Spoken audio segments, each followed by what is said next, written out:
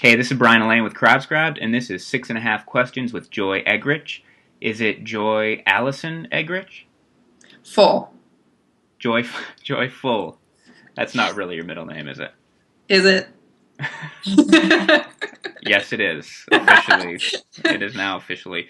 You are the author of an upcoming book in August 2014, which does not officially have a title as far as I know. But can you maybe share the subtitle? Yes, we locked down the subtitle, but we're still in debates about the official title. I feel like I want to say the title I want, so we lock my publisher in. What I want for the real title is Okay. Permanent Vertigo. Okay. I'm sharing that for the first time right here. But then the subtitle is How Relationships Cause Us to Question Our Sanity and God's Goodness. Wow. And so, vertigo creeps up on you if you have vertigo when you least expect it. And I kind of feel like that's what relationships do to us. All of a sudden we get knocked out under our feet and we're like, what just happened? Cool. Well, let's jump right into the questions. Question number one, how far along are you into the book writing process? I have finished my first draft, Okay. so I turned that in. And now I'm in the process where an editor is telling me what a bad writer I am. No, I know this is going to be the hard part. And she said that she's like, this is what every author goes through. And, but this is the refining, which I think most people hate having to go back and read what they wrote. And you're kind of like, wait, I wrote that. But yeah, so I'm in the tough stage now. Question number two, what has surprised you most about the process so far? I would say because a lot of the book is my life stories, and it was actually a lot more fun to write than I thought it would be. Okay. I did find out, I think a lot of writers say you have to write every single day. And I think for a lot of people that is what they have to do. But just with my work being the way that it is, what worked well for me was to isolate myself.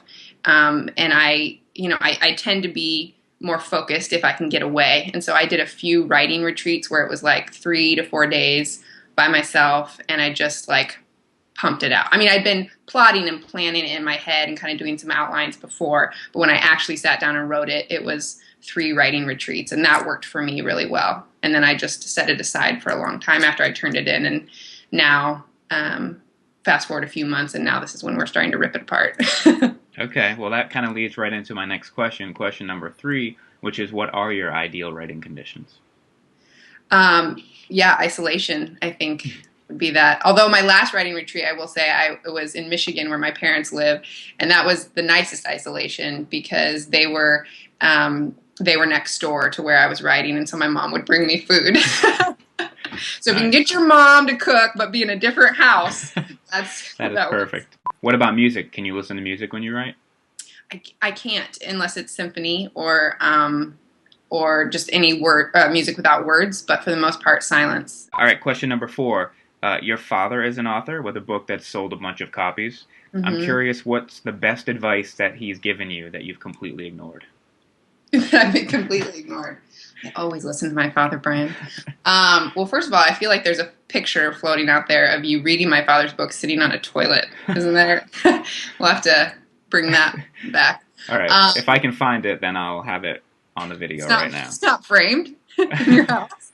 It was actually really, for people who are writing about their life stories, I pulled out all my old journals, and I was it was my first writing retreat, and I was looking at a lot of my journals from high school and beginning of college, and I kind of started hating myself a little bit and was like, I shouldn't be writing a book, and I got really down about it and called my dad, and he had just finished up his book on the family, which is out now. Okay. And he was so encouraging because he didn't feel worthy to write this book on the family because he's like, look how you guys turned out, But it was really, this is actually not answering your question because I actually took his advice. Okay. But he just really spoke truth into my life. And I think in the writing process, I think sometimes we can get really discouraged about our life or not feel worthy to write or not feel like a good writer.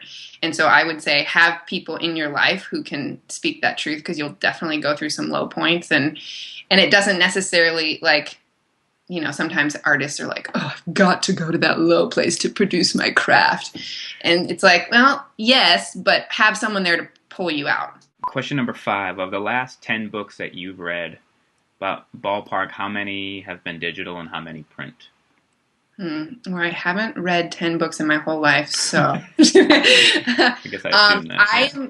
I'm kind of anti-digital. I'm sorry. Okay.